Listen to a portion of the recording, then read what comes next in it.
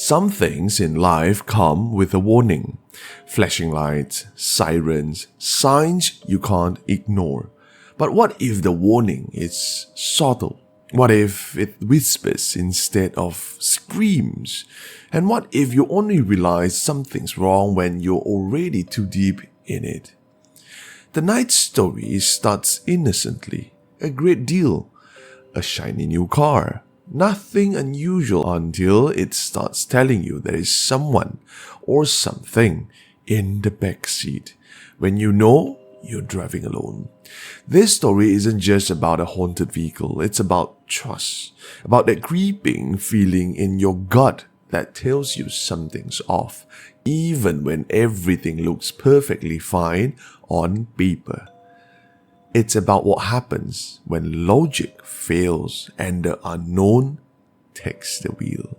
Good evening, fellow creeps, and welcome to another episode here on Creepy with Coffee. I'm Kim, your storyteller. Well, tonight's story, it's about a car. So settle in, buckle your seatbelt, and don't look behind the rearview mirror.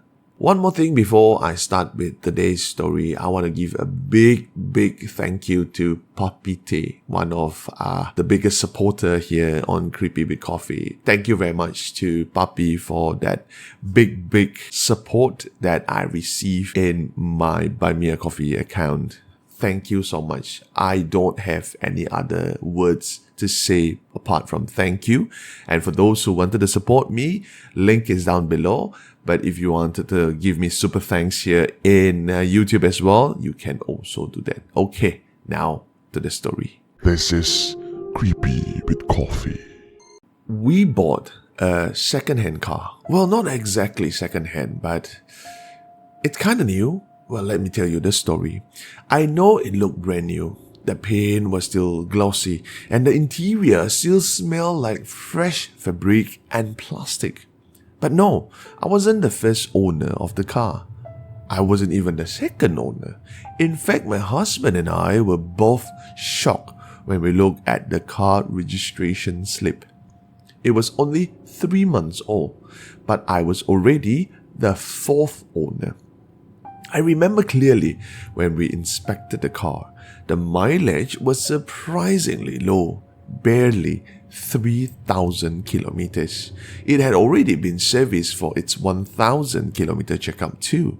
Even the mechanic we brought along confirmed it wasn't a cut and join car.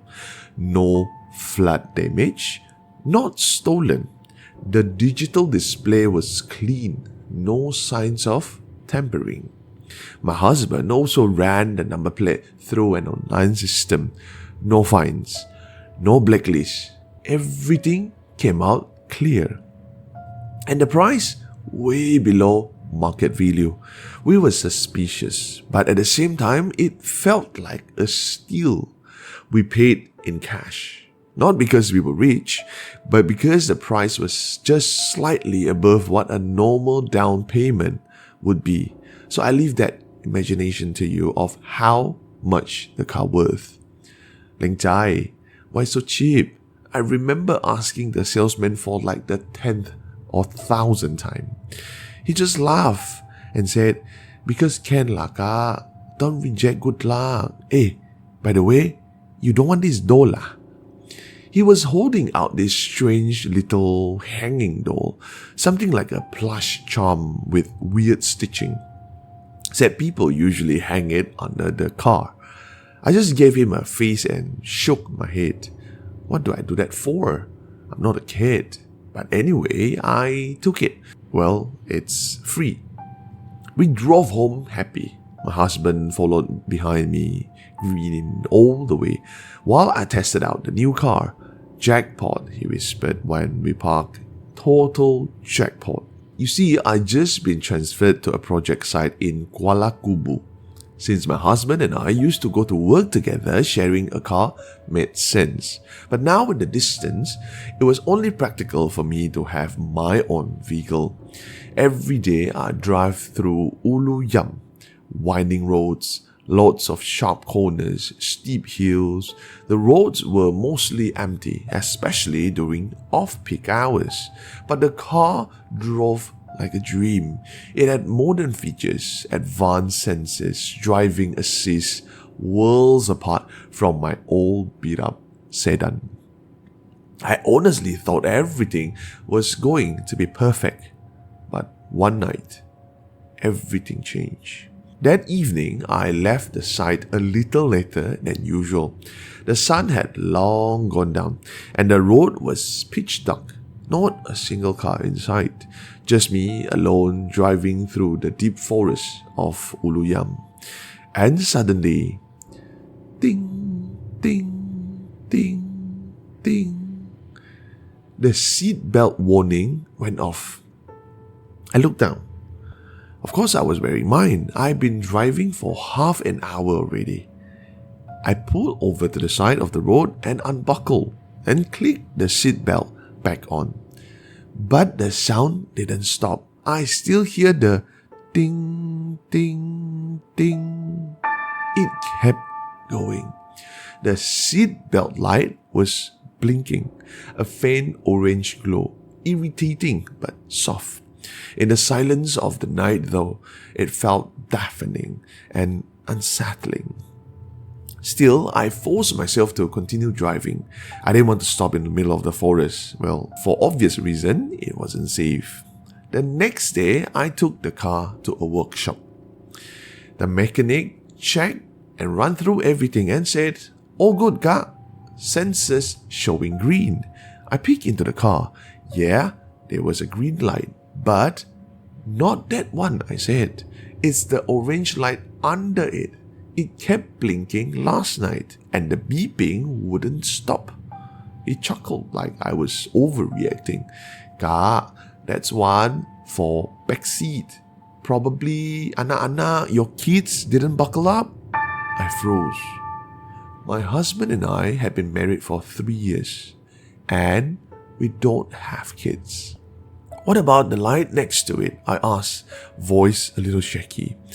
"Last night it keeps switching between the two." He looked at me. This time, no chuckle. I thought maybe it was just a sensor glitch. Happens sometimes, right? But that night, my husband rode with me, just to see for himself. Barely 10 minutes into the drive as we entered the first few bends of the road.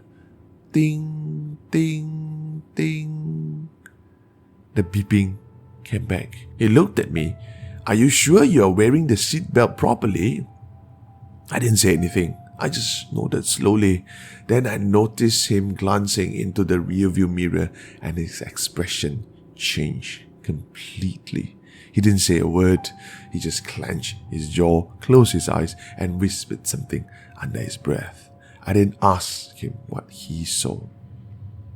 From that day on, I stopped driving the car. We just parked it outside our house. And after a few weeks, we sold it. But here's the thing. Remember the creepy little doll that the salesman tried to give me? The one I first refused? I actually had thrown it out the same day we brought the car home. But when we handed the car over at the used car dealer, guess we saw what hung underneath the car? The same creepy little doll. Somehow, it came back. Well, if you look into the story, there are so many red flags in the beginning of the story.